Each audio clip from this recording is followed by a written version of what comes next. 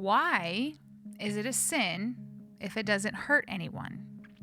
So this question I was asked a few days ago while discussing a cultural hot topic with someone around issues of sexuality.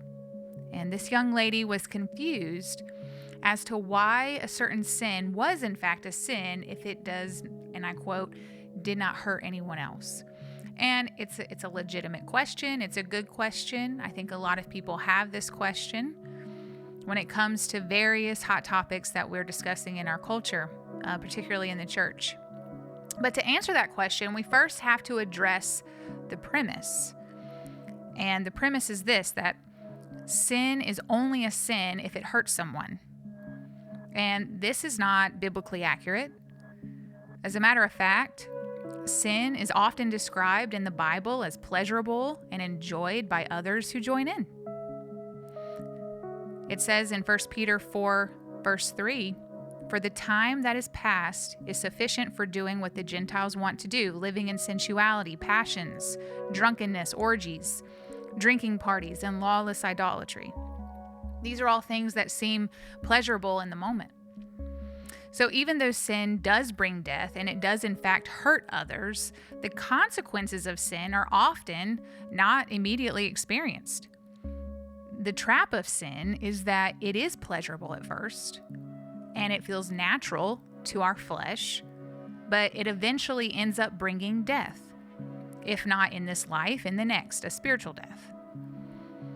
And if we're going to take that belief down to its logical end, that sin is only sin if it hurts someone, then in that case, all hurt equals sin.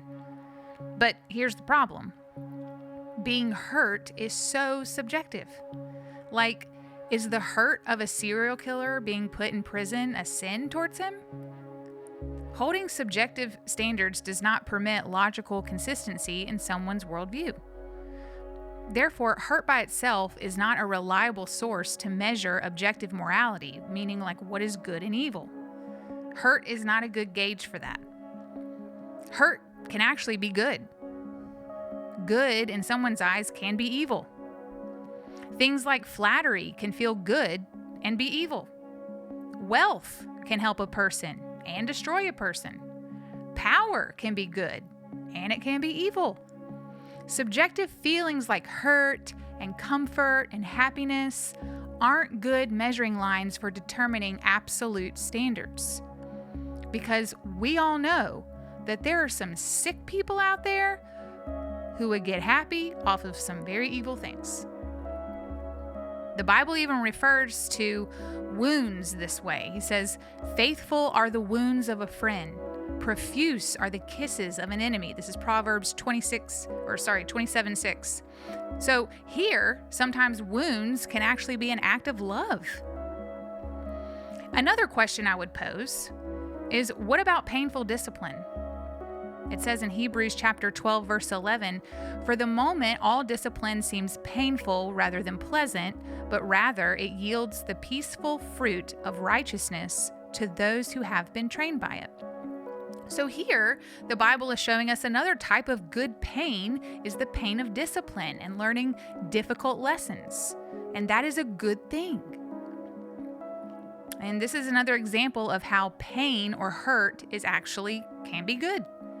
So another reason the premise of, quote, "sin is only sin if it hurts someone" is not necessarily true is because consequences are not always immediate or obvious in the beginning. So you may not see how it is hurting someone or yourself immediately. Some sins are erosive over time and difficult to measure, and this is why we must trust the Word of God since He's outside of time and knows what is best. It says in Isaiah 55:9, "For as the heavens are higher than the earth, so are my ways higher than your ways, and my thoughts than your thoughts." So if we were to reduce sin down to what it truly is, and this is the conversation that I had with this young lady. She's saying, why is it sin if it doesn't hurt anyone? Well, we've already talked about that. So what is sin? If we're going to reduce sin down to what it actually is, down to its purest form, it is not if it, quote, hurts someone.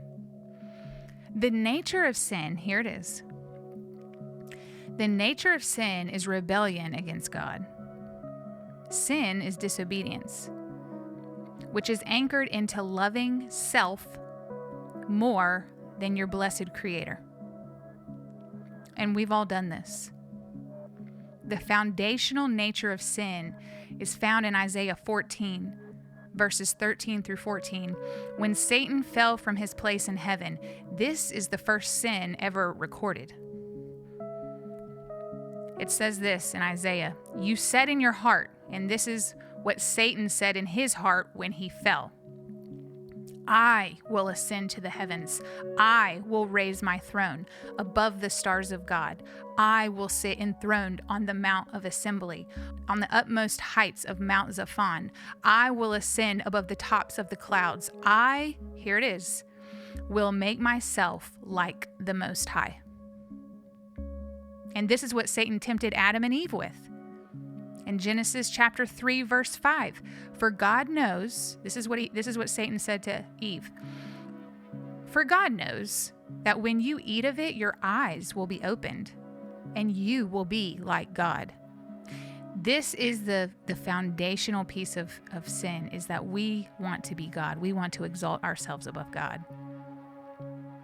And I'm sure that Eve probably thought to herself, so yeah, I mean, what's wrong with eating fruit? It's healthy, for crying out loud. Or, all of this in the garden. Why would this one thing hurt me?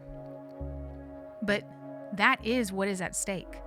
That one thing we go about our own way and ignore God and His warning. That one thing that we can believe our own corrupt thoughts over God's instruction, leading us to foolishly think we know what is most satisfying and what brings life. We all have this desire to be the God of our own lives. That is the nature of sin. And this nature, this tendency, is in all of us. We have all said in our hearts, "I will be like God," or "I will exalt myself above the Most High." We have all wanted to be the gods of our own lives. We've all wanted worship. We have all worshiped ourselves over the blessed Creator. And this, my friends, is the truest nature of sin. It's not if it, quote, hurts someone. Sin is when we say this in our hearts, "I will determine what is good." The desire to be the God of our own life is also what I believe is the root of a lot of atheism. An atheist himself, Thomas Nagel, confessed that he hoped that there was no God. And he called his atheism in its truest form, he confessed this, he called it a cosmic authority problem. The nature of sin is our own cosmic authority problem. We want to be God, and we don't want to submit to His authority. But what we miss out on is that it is not just about submitting to Him, but surrendering to Him. It is accepting reality as it is, and then realizing that reality is actually much better, much more satisfying than the false reality I'm trying to create to satisfy myself. Surrender your will to God. Your sin is not necessarily if it, quote, hurts someone. Your sin is going your own way instead of God's way. It's resisting His love. But here's the good news. When you surrender to Him, you will find the loving satisfaction you have always longed for. Be encouraged.